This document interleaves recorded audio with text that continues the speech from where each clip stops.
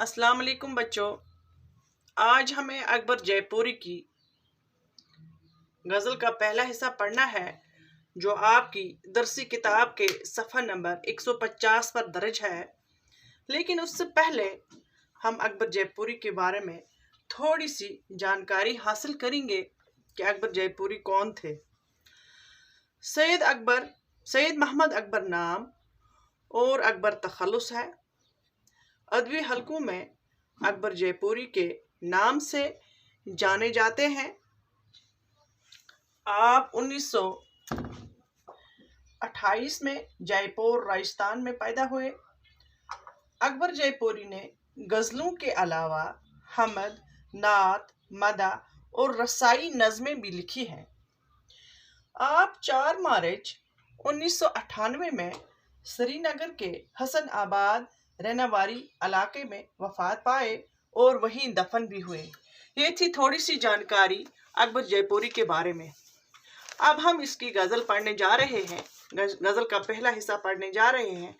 पहले हमने लिखा है यहाँ पे पहली गज़ल का शेर, किसको मालूम मिले खाक में मंजर कितने, अपने आईने छुपाए हैं सिकंदर कितने। दूसरा शार है, तशना लब तरसा किए प्यास लिए आंखों में, और महलों में छलकते रहे सागर कितने। पहले हम इसके मुश्किल अल्फाज देखेंगे, उसके बाद इसकी तशरीह करेंगे। पहला लफ्ज़ है मंजर। पहला लफ्ज़ क्या है? मंजर।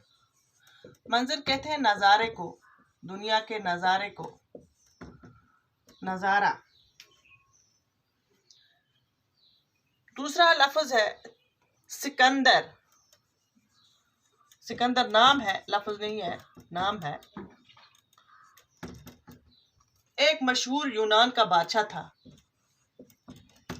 एक मशहूर यूनानी बादशाह जिसका नाम सिकंदर था। दूसरा लफ्ज़ है तिश्ना लब। तिश्ना लब, तिश्ना लब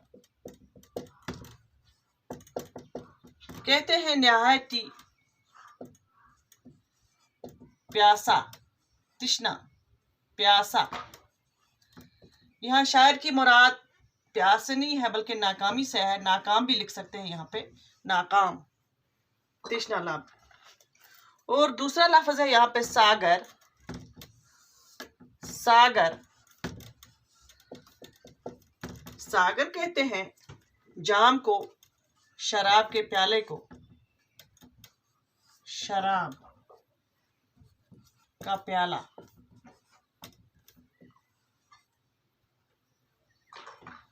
प्याला। अब हम इसकी तशरीह करेंगे पहले शार की। किसको मालूम मिले खाक में मंजर कितने, अपने आईने छुपाए हैं सिकंदर कितने। अकबर जयपुरी गज़ल के मतले में दुनिया की बेसबाती का जिक्र करते हुए फरमाते हैं कि इस दुनिया में कोई चीज़ रहने वाली नहीं है, यहाँ हर चीज़ को नापायदारी हासिल है। किस कदर बड़ी बड़ी शख्सियतें और बड़े बड़े बादशाह इस दुनिया में आए, जिन्होंने आलीशान दरबार सजाए, महल सजाए, बनाए, मगर फिर भी वो उनकी शान शौकत बाकी न रह सकी। वो सब चीज़ें, वो सब महल, वो सब जो उन्होंने बनाए थे या वो खुद भी खाक में मिल गए। जैसे इस्कंदर आज़म, जिसने पूरी दुनिया को, यानी इस बादशाह ने पूरी दुनिया को फतह करने का मकसद या इरादा किया था, वो भी मौत से न बच सका। उस जैसे न जाने कितने आलीशान बादशाह इस दुनिया में आए, लेकिन सब इस दुनिया से नेस्त नाबूद हो चुके। अपने आईने छुपाए हैं सिकंदर कितने, कितने इसने अपने अंदर समाये हैं, छुपाए हैं, वो नेस्त नाबूद हो गए। चनाचे हर चीज़ मिटने वाली है। यहाँ शायर का ये मतलब है कि ये दुनिया जो है नापायदार है, ख़त्म होने वाली है, फना होने वाली है। यहाँ कोई चीज़ रहने वाली नहीं है। चाहे कितने भी बड़े हों, کتنے بھی عالیشان بنگلے ہوں، عمارتیں ہوں، لوگ ہوں، رتبے والے ہوں، لیکن ایک نہ ایک دن اس کو یہاں سے ان کو جانا ہی ہے، ہم سب کو جانا ہے۔ پھر ہے دوسرا شعر، تشنا لب ترسا کیے پیاس لیے آنکھوں میں، اور محلوں میں چھلکتے رہے ساگر کتنے۔ شاعر نے اس شعر میں معاشرتی نابرابری کی طرف اشارہ کرتے ہوئے کہا ہے کہ سماج میں کچھ لوگ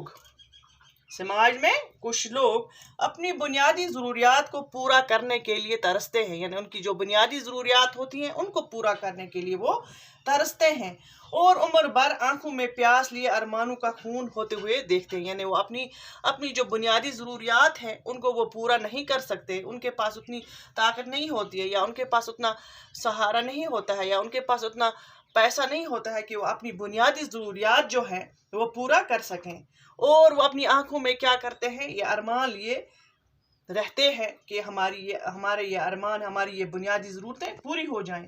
اور دوسری طرف محلوں میں رہنے والے، یہاں شاعر کی مراد ہے، اور محلوں میں چھلکتے رہے ساگر کتنے، اور یہاں شاعر کی کیا مراد ہے؟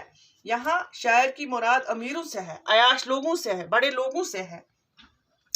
وہ امیر لوگوں کی طرف اشارہ کرتے ہوئے فرماتے ہیں کہ یہاں عیاش لوگ ایک طرف سے وہ بنیادی ضروریات سے محروم ہے، یعنی غریب لوگ جو ہیں، وہ قوم جو ہے، وہ غریب قوم جو ہے، وہ بنیادی ضروریات کے لیے ترس رہے ہیں، اور دوسری طرف سے جو امیر لوگ ہیں، وہ عیاش لوگ ہیں، شراب و شباب کے مزے لوٹتے ہیں۔